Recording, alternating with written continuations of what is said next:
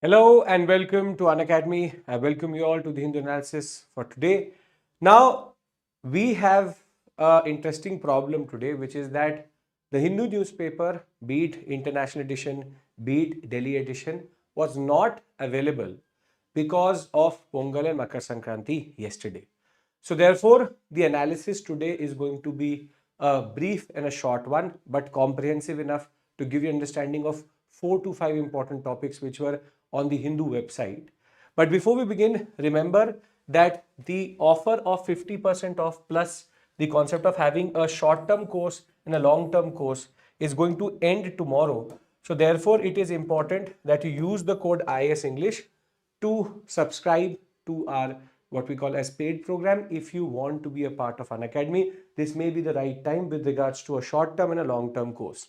Now, before we talk about the topics, the rider here is very simple. Good evening to all of you. That this is out of the Hindu website. And there is something called the morning brief on which this is based upon. Whilst there is a lot happening in Maharashtra as we speak, there is nothing specific with regards to editorial or text on context or FAQ with regards to that. So what I have done is I have tried to take out as much information as possible for you from the website which is relevant for UPSC. Therein, there are 2 to 3 very interesting articles which can be discussed. One, a minor article with regards to what is happening in the UN. So do understand this point, and this is a very important point to all of you, that today's newspaper does not exist. The 16th of January edition is not there. If you go for the e-paper, it will not be there. This is a standard protocol of the Hindu. Now, with that, let's look at the first topic. The first topic, which was published yesterday after we had gone with our CNA, is about the new consumer price index and the new base year. So we'll talk about what is CPI, what is WPI, we'll talk about what is the difference between the two and what is this concept of base year and why is it so necessary and why is it so important. Now, first things first, India as of right now has multiple indexes, be it consumer price index, be it wholesale price index. We have CPI at different levels also.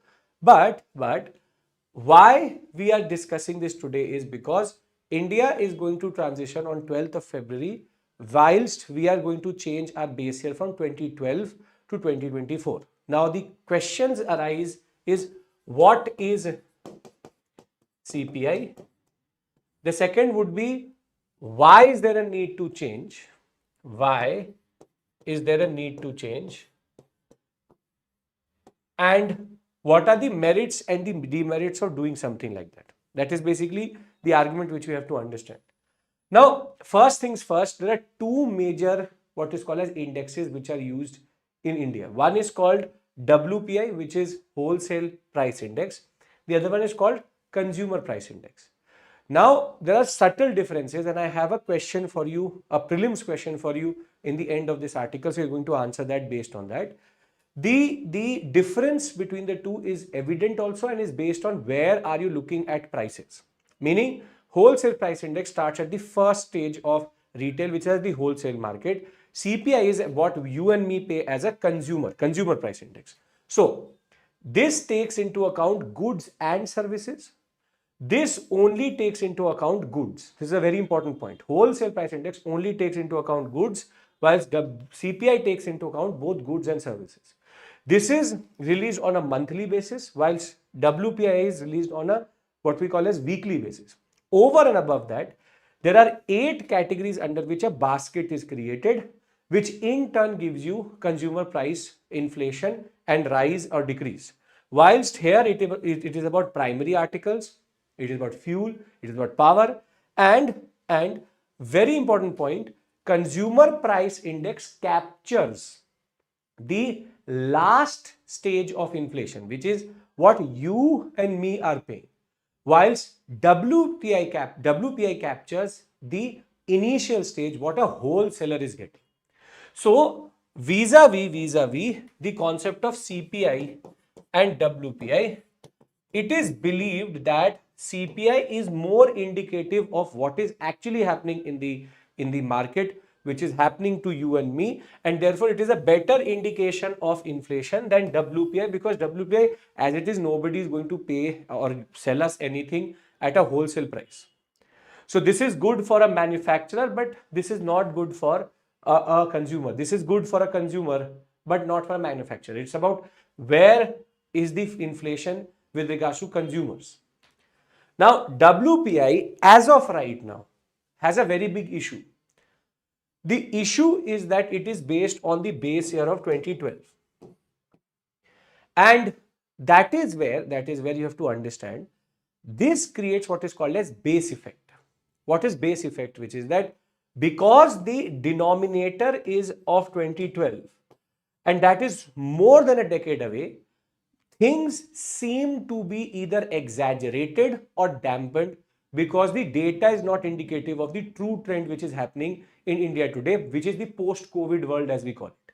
Now, as of right now, the inflation target according to CPI is at 1.33%. And the biggest problem is this is actually not an accurate indication.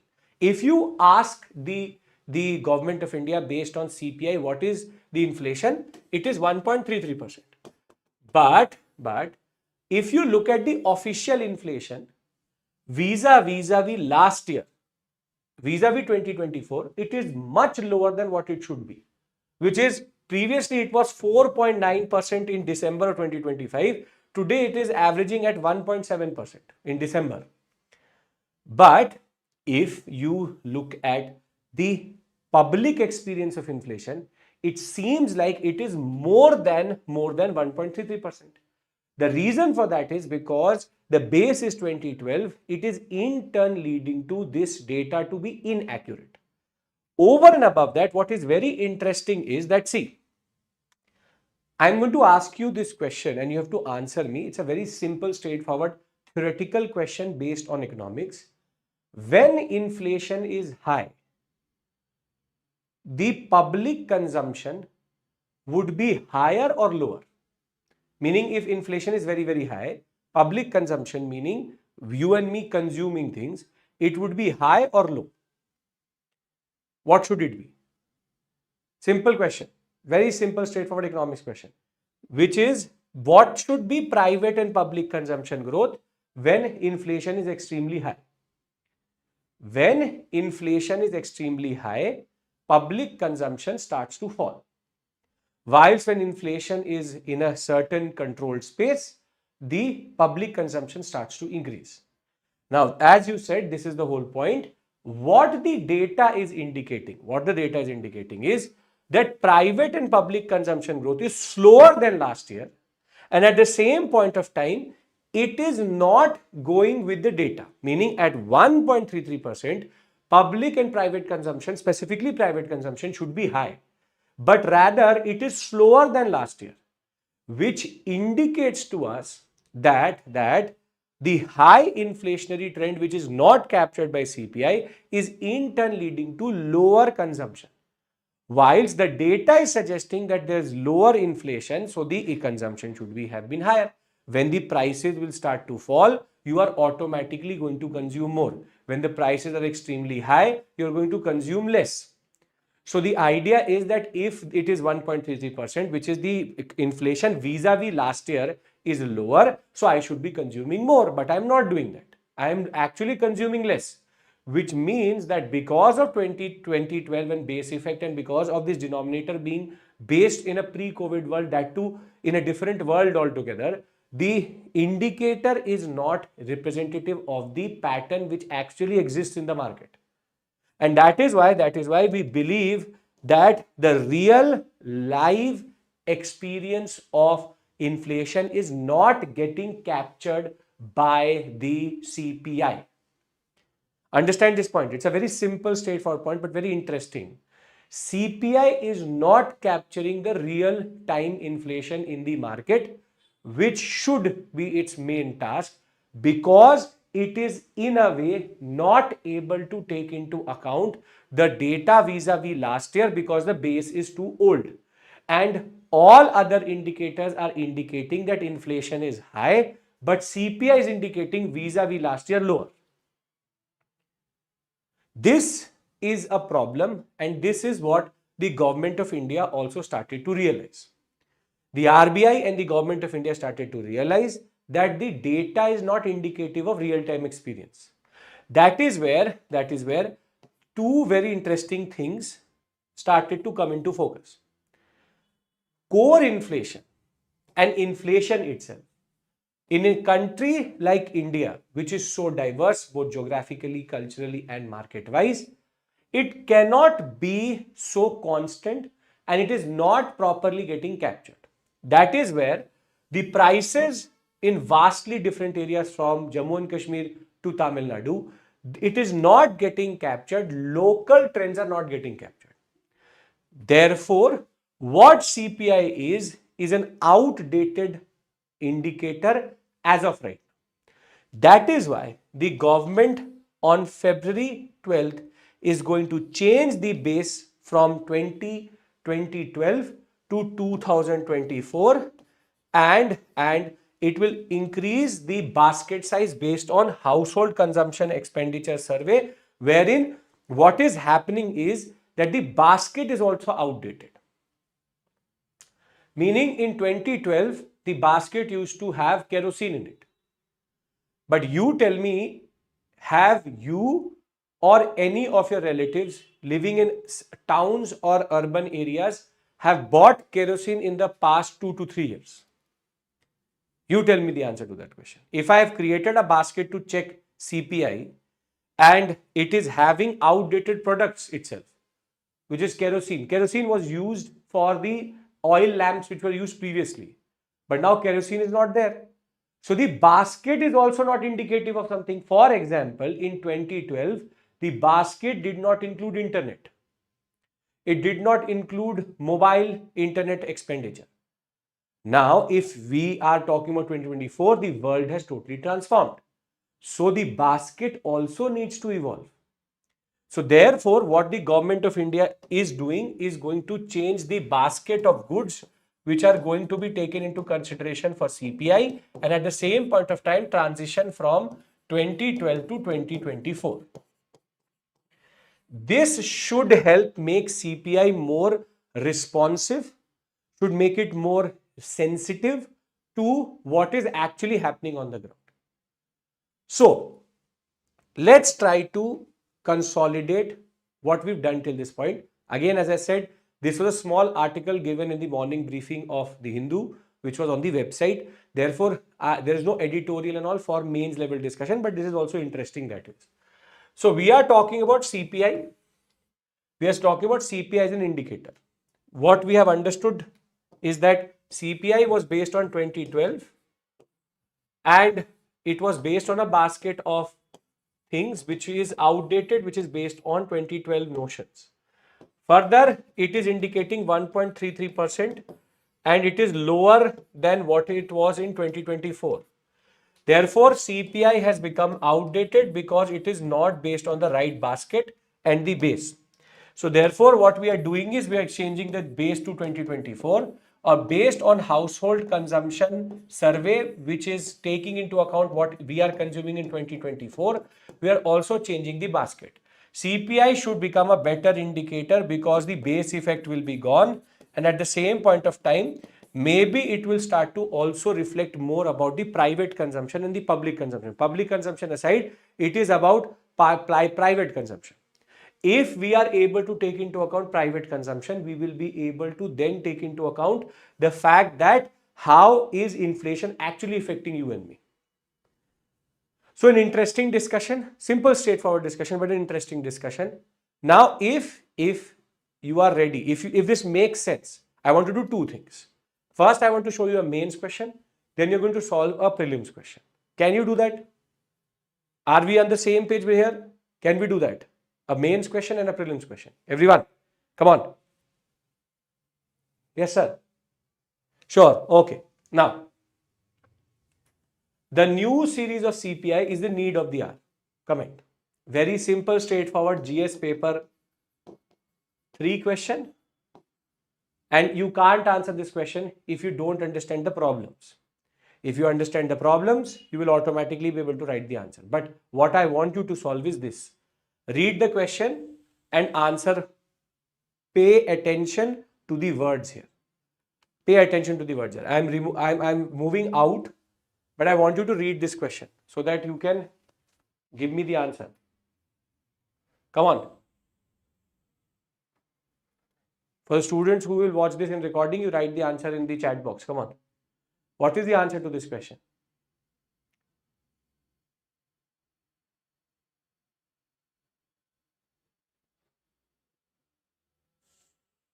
Option D, option D.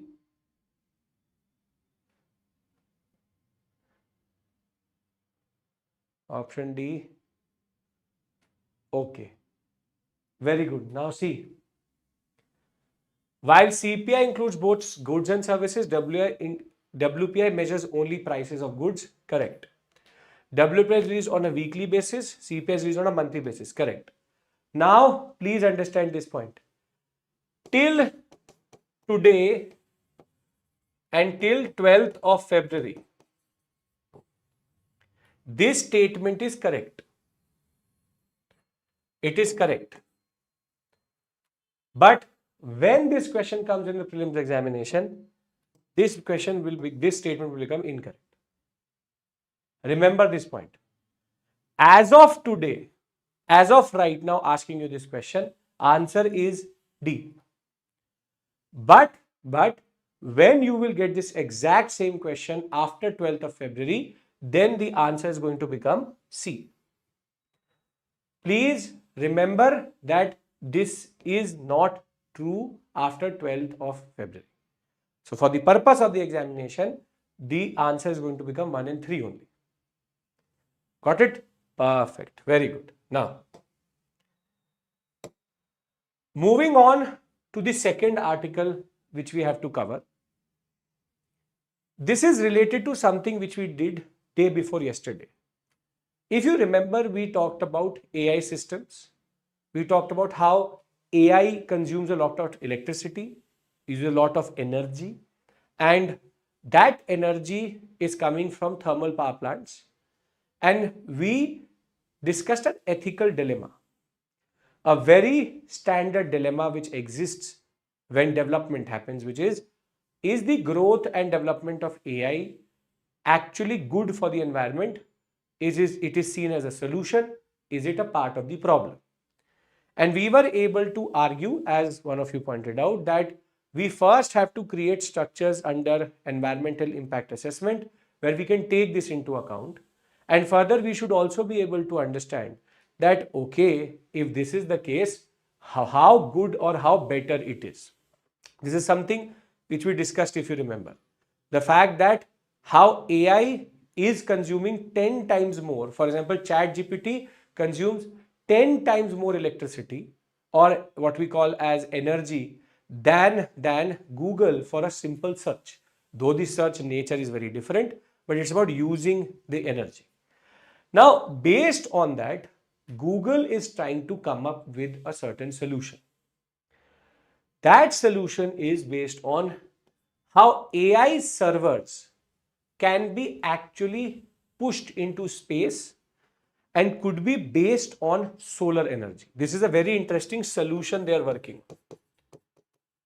And more than that, there's a certain term which is being used. See, AI system works on data centers. Data centers consume electricity in two ways. First, what they take from the system to, in a way, go for the basic computing. But that computing generates a lot of heat. That heat needs to be also absorbed and cooled down. So the cooling system and the basic computing power both needs electricity and energy in that regard. Now, what Google is trying to argue is that we can solve both of these issues by putting our data centers, AI data centers, into space. And this is called Google's project Suncatcher. Now, very interesting project it is. The project is that we make, see, vis-a-vis a Google data center and, for example, a Gemini data center, they are very different in their architecture, because we have underground what we call as cable lines which basically connect the world through internet, and they can be more decentralized, and the data centers don't interact with each other too much. On the other hand, in an AI based system, data centers interact with each other. They are more centralized, and they have to be centralized because the GPUs have to interact with one another. Now, what Google, Microsoft, what they did was that they had pushed their data center underwater so as to solve the problem of cooling. Now, what they are saying is we are going to package a data center into a satellite, push it into orbit, and it will remain in the low Earth orbit, and it will be pushed into such orbit, which is a geosynchronous orbit, where it will always be in the what we call as solar zone or the sun zone, meaning it will not go into the shadow part, and therefore it will always get the energy from solar power plants, meaning solar energy could be then used to power these data centers. This is the first thing. So there are two aspects here, which is that the AI data center should be in the space. Second, it should be powered by solar. It solves both the problems. In the space, the dissemination the heat dissemination dissipation is less. However, the electricity part, green energy, comes from the what we call as solar power plants. But when it comes to its what we call as choreography, unlike Starlink is scattered across the earth. Starlink is the internet program of Elon Musk. This will be more close together because the satellites have to remain in a certain orbit which always is under the sun, and also they have to interact with one another. The satellites would have to interact with one another, so they cannot be too far away. So the argument is low Earth orbit is needed because there has to be quickness in the what we call as the data transfer. It cannot be that it is in a geostationary orbit which is 36,000 kilometers away from the surface of the Earth. So rather it has to be in that 800,000 kilometers range. So the idea is it will be a more densely packed satellite system which will be positioned a few kilometers apart from each other, and it will be in the constant sight with the sun, and this will allow for intense solar power to get, you can say, generated. There is no atmospheric loss. There is no form of atmosphere to basically reflect off the solar power, and this would allow for both the satellites to run and the data centers to run. Now the question here is that is it actually the solution? Now, for the purpose of the examination, from the perspective of UPSC, you need to know what this means. Project Suncatcher seems like a certain project which is about basically researching about the sun, but it's actually about AI systems. So this can come directly in the examination. Second, they can ask you about the modus operandi and the different aspects of this what we call as project itself. Now there are certain drawbacks also. There are certain drawbacks. First drawback is if it is in the LEO, the satellite will not survive for long, meaning it will need constant repair and it will need multiple forms of satellite based launches, which is going to be expensive. First. Second, if there is an issue in the data server itself, it is going to be near impossible to correct that in a short term or very quickly, because you would have to go into the LEO and do the repairs. If there is any troubleshooting, it is going to be problematic. Third issue is if it is always under the sun, very good for electricity, but then the very bad for cooling. In the sense that the satellite itself has to be made in such a way that extreme form of heat can be taken, because as of right now, when we have the sunlight coming to the Earth's surface, it is still going through multiple layers of the atmosphere. Directly under the sun without atmosphere in space is going to lead to the heating of that system. That could rather create a problem than a solution and lead to the data center to get overheated. That is where the challenges is of heat dissipation. It is about liquid cooling, which liquid cooling can work on Earth, but cannot work in zero gravity. Therefore, would need some form of oil cooling. But how do you circulate that oil is equally important. Further, no troubleshooting, no easy access. And at the end of the day, it is about this very simple balance. Is it going to make sense in the short term and the long term? Short term solution may be, long term it seems quite unlikely. In the way that if you look at the whole concept, it is based on a ambitious project. What Google is thinking of is by 2030 it will be much cheaper. Will Google partner with ISRO to do something like this is a separate issue altogether. But the point is that you would need very advanced technology for heat absorption, for using that electricity, using that energy itself, and data centers, that GPU itself should be able to work in a certain microgravity situation. So it is quite interesting that Google is working on something like this, but is it really feasible in the larger context of things? That is a separate issue altogether. So please remember, Project Suncatcher is something which can come in the examination, which can straightforward say Project Suncatcher is related to which organization. Right? Now here I have a question for you again. You are going to answer this question and tell me what is the answer in the chat box. Come on, read it. I am not reading it for you because therein I am reading it properly. I want to see if you can read closely, if you can basically make out what is the answer for this. Come on, everybody has to answer this.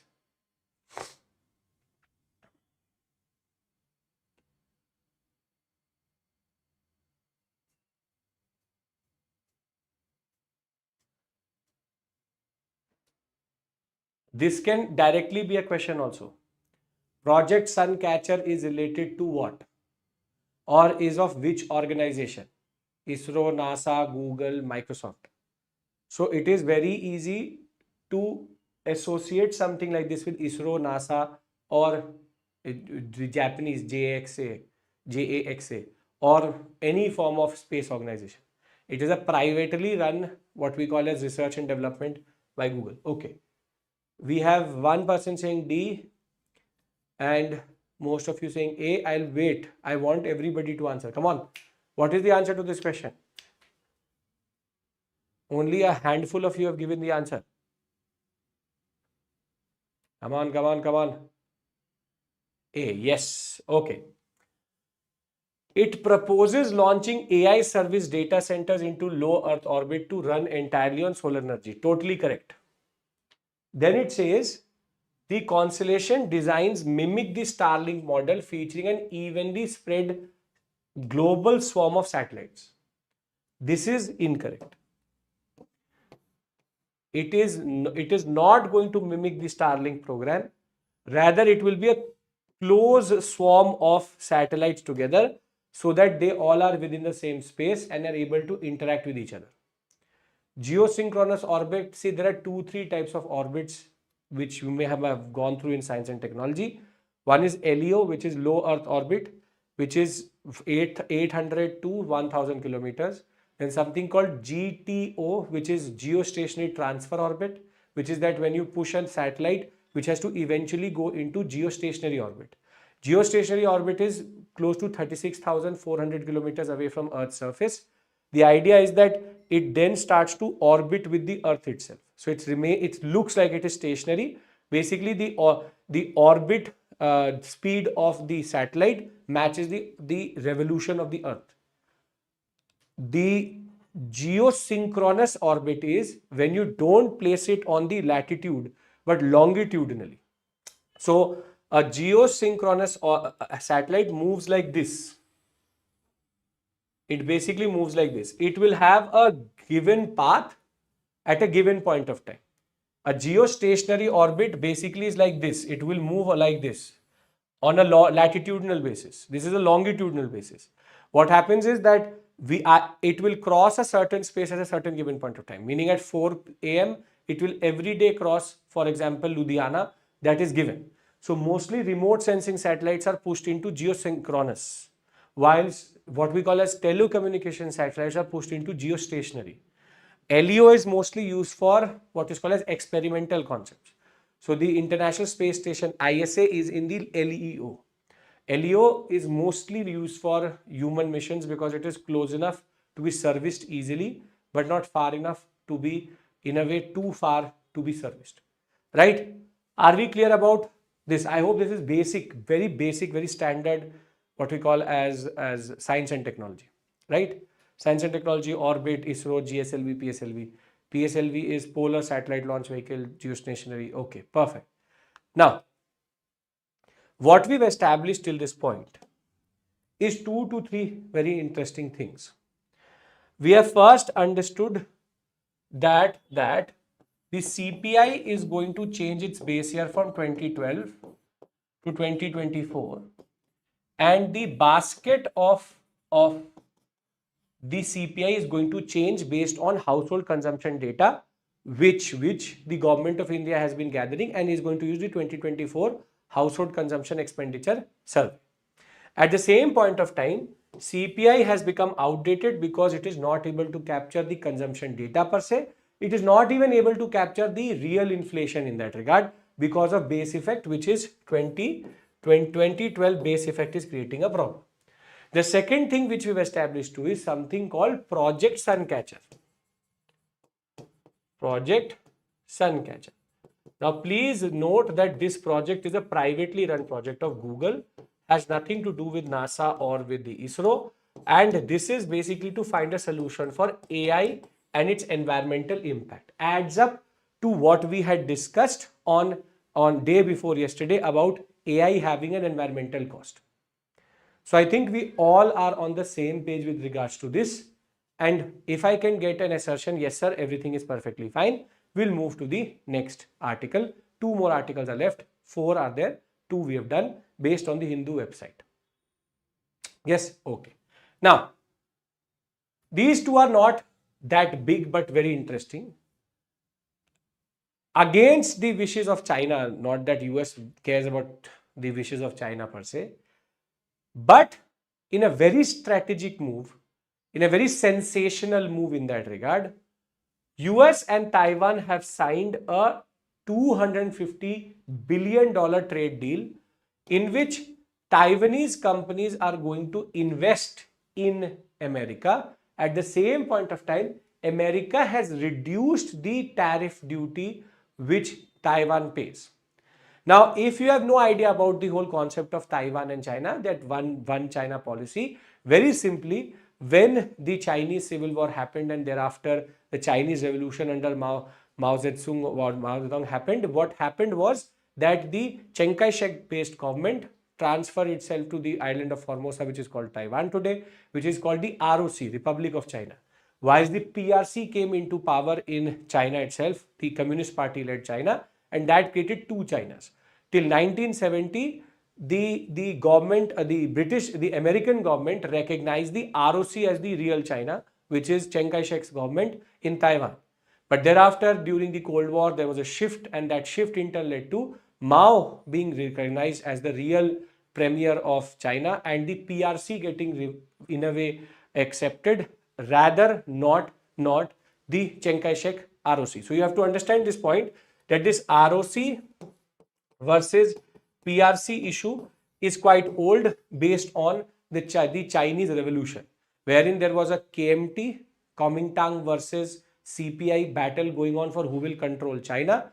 Then the Japanese come through. Japan in turn leads to an interregnum where both Kuomintang and the Communist Party of China together work together, CPC and KMT work together to remove the Japanese.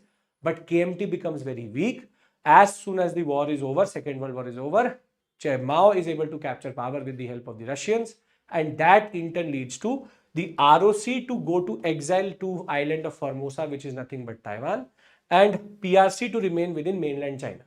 And that is where you have to understand that the US for a very long time used to recognize this as China. Even the UNSC seat was given to Chiang Kai-shek first. Later, it was given to Mao when there was a strategic shift and China became the producer of the world in that regard. Now, here you have to understand one thing, that this in turn led to the US to develop a very interesting policy. Whilst recognizing the PRC, they also used to accept the existence of Taiwan and used to help Taiwan. And that is where this is very, very interesting, that because Trump is looking at Greenland and it is looking at the Venezuela oil and reserves generally itself, now it wants the Taiwanese government to invest in semiconductor technology in America. So there's a tariff cut from 20% to 15%. Previously, it was said that he is going to increase it to 32%, but he's reduced it. And Taiwanese investment in the US tech industry is going to increase to $250 billion. This is going to be in energy, AI application, semiconductors. This is to make sure that US, which had outsourced its semiconductor technology to either the Chinese or to the Taiwanese, is now going to produce its own semiconductors via the reprocessing or processing of the rare earth metals, something we discussed yesterday. So this is going to have a very big impact, firstly on the relationship between China and the US, which is already strained, but it is a, you can say, sigh of relief for Taiwan, because Taiwan was very strategically being pushed aside, or in a way undercut by what the Chinese were doing at the world scale. And the US Taiwan relationship becoming better is obviously going to be something which China is going to oppose. So the context here matters more than the article itself, because the article is generally quite very generic with regards to data. We don't need that data. We need to understand the concept here. So I hope that you will be able to understand this in the context of what is happening in geopolitics.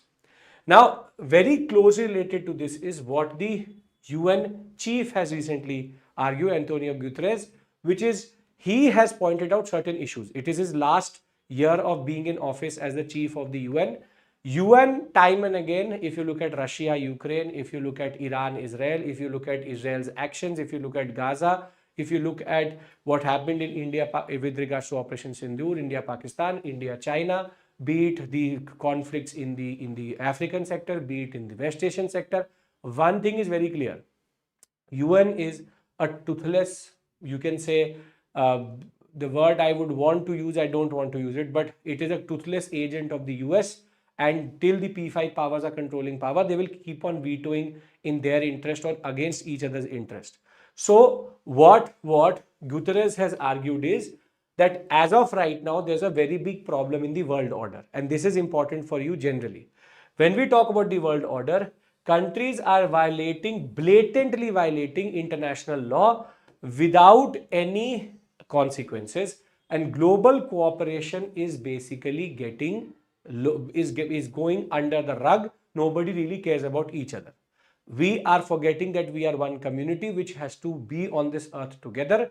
But the problem is international law is now basically being blatantly ignored. This can be seen in Russia, Ukraine. This can be seen what happened in US and Venezuela. This is specific. What Russia did to Ukraine does not come as a surprise to us too much, because Russia is that type of a power. Putin is a dictator. But how America changed the regime in Venezuela, it has done previously in multiple banana republics in Latin America, that is more blatant. That you're just picking up the president and the wife of a country, a democratic country, and that too without any armed revolution within it. So therefore, the idea is very simple, that self-defeating geopolitical divides are there, and humanitarian grounds and humanitarian notions have now been set aside. What Israel is doing to Gaza and what is happening in Gaza per se, the humanitarian crisis which is there, is deeply upsetting. And what is even more interesting is 1% of the world, what is called the world population, holds 43% of global financial assets, which means that there is further rise in the inequalities which exist in the world as of right now. And therefore, he says that there is a need for better human rights regime, for better cooperation and better understanding amongst the actors which are there in the world as of right now. So when we talk about the Hindu newspaper, it does not exist for today because it was a holiday yesterday. But based on the analysis of the new, what we call as the Hindu website, though there is an election going on in Maharashtra. That is why most of the news on the website was also about that.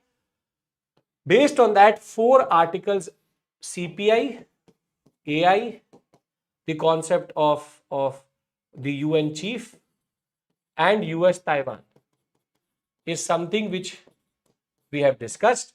There's something also quite interesting happening, which is that the Venezuelan opposition leader who had got the Nobel Peace Prize, she's offered it or presented it to Trump. She's trying to appease Trump.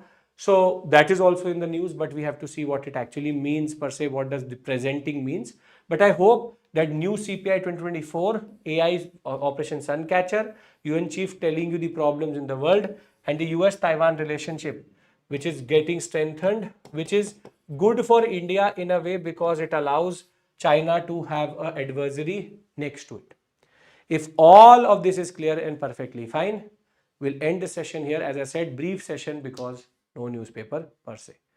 Can we do that? Everybody's on the same page with me, and I hope that this comprehensive coverage is comprehensive, exhaustive enough in the right time frame. Yes? Okay, so I will see you all on Monday and Tuesday for Conquer Prelims, where I'll be discussing the current affairs of art and culture, first from Jan to June and then from June to December. So I will see you on Monday and Tuesday, and then next week for another set of CNAs. Thank you. Take care.